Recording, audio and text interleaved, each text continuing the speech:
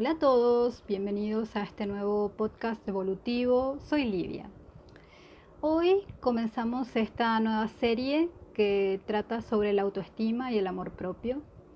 Abordamos este tema que entiendo es indispensable para sanar nuestra relación con nosotros mismos y con los demás. Antes que nada, aclaremos algunos conceptos y definiciones para entendernos cuando nos referimos a estos temas. Entonces, ¿qué es la autoestima? La autoestima es la valoración que tenemos de nosotros mismos en todos los aspectos de nuestra vida. En la parte física, mental, emocional, espiritual. Por eso muchas veces podemos tener una alta autoestima en un área de nuestra vida, por ejemplo en el área intelectual, y no ser así en la parte física o viceversa. En definitiva, podemos decir que la autoestima es una regla con la que nos medimos y juzgamos a nosotros mismos, basados en los valores y creencias que nos han enseñado. Y esto se acerca un poco al concepto más cercano, que es al ego. Entonces, ¿qué es el ego? En latín, ego significa yo.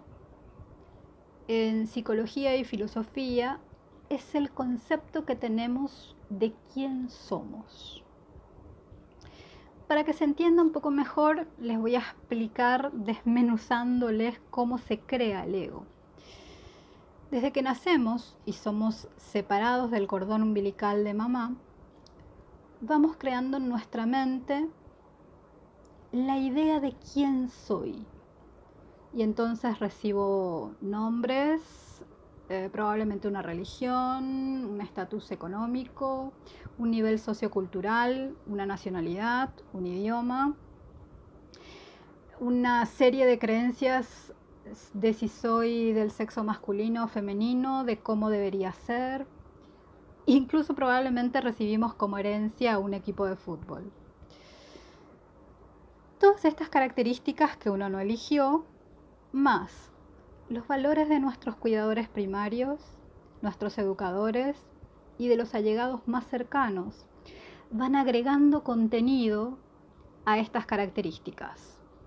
O sea, son capas y capas y capas de creencias que me van contando, que me van diciendo, que me van condicionando, que van formando un personaje que yo asumo como quién soy yo. En mi caso, por darles un ejemplo, sería: yo soy Lidia, sexo femenino, hija menor, tímida, enfermiza, inteligente, gordita, buena niña, responsable, miedosa, obediente, etc. Una serie de características que aprendí durante mi niñez sobre mí misma. Todas estas características y muchas otras me hicieron formar una idea de quién soy en mi mente. Y en mi caso, de quién fui, porque en mi caso particular yo hice modificaciones referentes a estas creencias. De acuerdo a cómo valore estas características, tendré una autoestima más elevada, es decir, de acuerdo a mi escala de valores estaré satisfecha u orgullosa de ese aspecto de mí, o por el contrario, si considero que una de las características es reprochable, desagradable o de alguna forma no me gusta, veré eso como algo malo o deficiente en mí, y en ese aspecto se puede decir que tendré una baja autoestima. Ojo, todo esto puede ser y probablemente sea en mayor parte inconsciente. O sea, todo esto sucede sin darnos realmente cuenta que todo eso es lo que creemos de nosotros mismos. Y aquí nos lleva al eje principal de este audio. Entonces, ¿qué es el amor propio y qué papel juega en nuestra vida? Entiendo por amor propio como las acciones concretas que llevamos a cabo para demostrar o como consecuencia del amor que sentimos por nosotros mismos. Y cuando hablamos de amor, nos referimos al sentimiento universal positivo que conlleva afecto, el deseo de bien y la incondicionalidad como características. Es decir, cómo darle amor a otros. Sabemos perfectamente cómo nos expresamos para darle amor a nuestros padres, a nuestros hijos, a nuestras parejas. Es exactamente la forma en que damos amor, pero en vez de darlo a otro, cómo nos lo damos a nosotros mismos.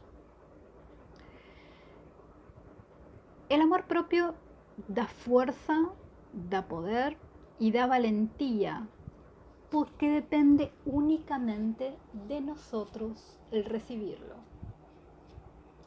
A diferencia de lo que ocurría cuando éramos niños. Les hablaba en los audios anteriores que creo que el amor, para que sea genuino, tiene que ser incondicional. Y ahí es donde comienza la historia de nuestros problemas con el amor propio. Porque amarnos incondicionalmente a nosotros mismos requiere, uno, que nos hayan amado incondicionalmente nuestros padres o nuestros formadores primarios durante nuestra crianza. Es decir, mientras que se formaba nuestra autoestima. Dos, que en caso de que no haya sido así, igual durante nuestra edad adulta, hayamos desaprendido lo que nos enseñaron en la niñez y reaprendido a amarnos incondicionalmente, haciéndolo conscientemente. 3. Requiere de aceptación. Requiere que aceptemos quién es uno, con todas las características del ego que hemos construido, las buenas, las malas, las positivas y las negativas. Y por último, creo que requiere perdón. ¿Por qué?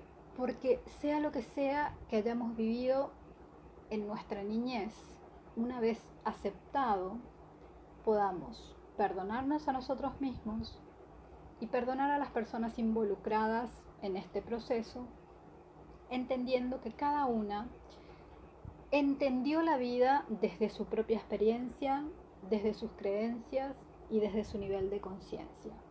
Y a partir de ahí trató de darnos a nosotros este contenido. Entonces podemos decir que lo ideal en la vida sería sentir amor propio incondicional por nosotros mismos, pero en la práctica no es siempre así, no es siempre tan fácil, no es siempre tan claro e incluso en algunos casos no es así para nada. ¿Y por qué? ¿Por qué nos cuesta amarnos? Porque lastimosamente nos han enseñado que el amor está condicionado.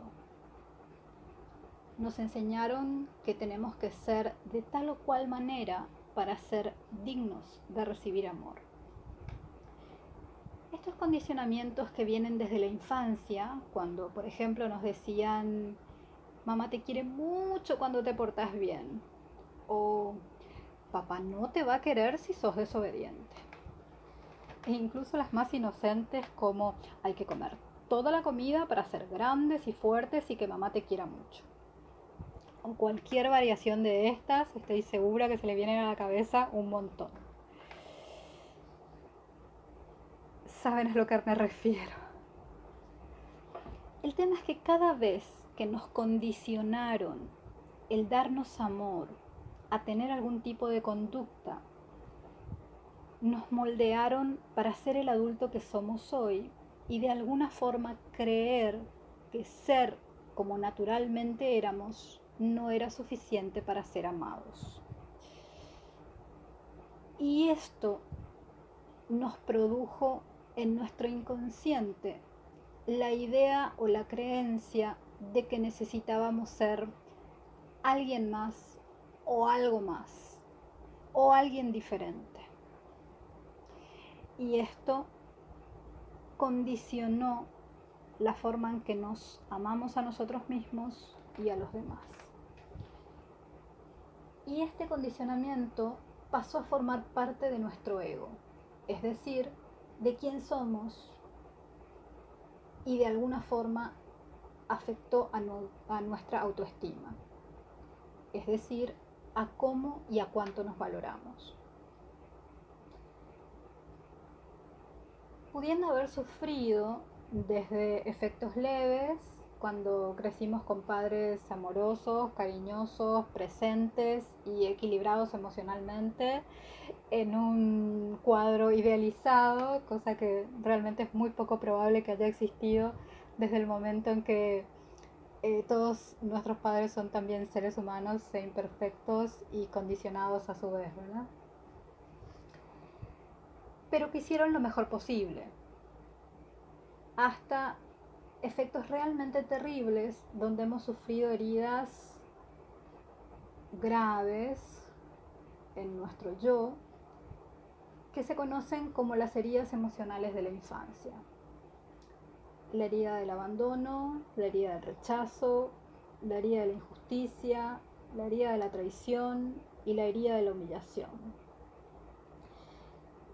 Que puede ser que tengamos una, varias o todas ellas, ya que han quedado grabadas en nuestro subconsciente, creando un patrón de conducta de acuerdo a la experiencia que hayamos tenido durante nuestra niñez, y es la que se manifiesta de cómo nos relacionamos con nosotros y con las otras personas, en todos los aspectos de nuestra vida, en el laboral, en el de la pareja, con nuestros propios hijos. Hablaremos de esto más ampliamente en los siguientes episodios, de las heridas propiamente, pero ahora lo importante es resumir que todos en realidad tenemos heridas de la infancia. Por lo que les decía, todos venimos de padres humanos e imperfectos, y por más que hayan tenido las mejores intenciones, han dejado huella en cómo nos vemos a nosotros mismos. Pero la diferencia es que de adultos depende de nosotros el tomar conciencia, el sanarnos y en darnos todo el amor incondicional que necesitemos.